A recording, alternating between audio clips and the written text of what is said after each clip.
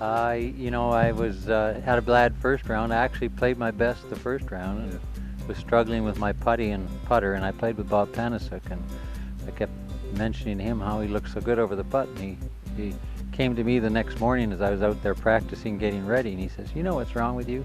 You look like a 28 handicapper on the putting green." He says, "Everything else is great on the putting green." So he gave me a tip on the procedures. He says, "Your putting stroke's fine. Just got to get a constant procedure. Take a stroke, hold for 5 seconds, come back, and then hit the stroke and hold for 5 seconds."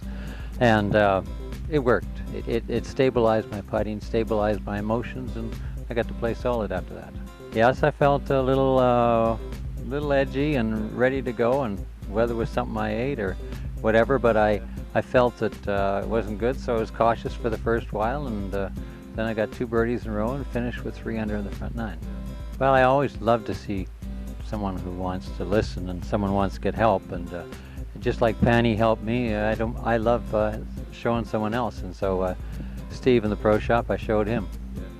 Well, we got I got a couple of qualifyings. I might go for this Champions Tour.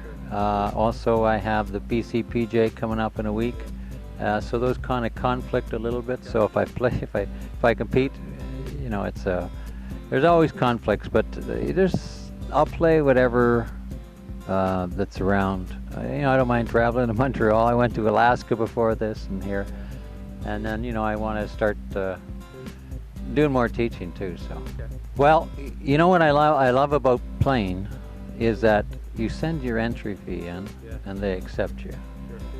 I hate waiting around and people ask you the question, "Are you any good?" I says, "Well, if you want to look at some of my records, you might think, you don't have to ask that question."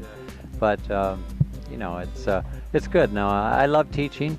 Probably a better teacher than I'm a player, but it's to stay there all the time and teach, waiting for people is difficult. I love teaching even for nothing, like I did with Steve. So, well, my number one teaching is no stress, no strain. That's Mo Norman's quote.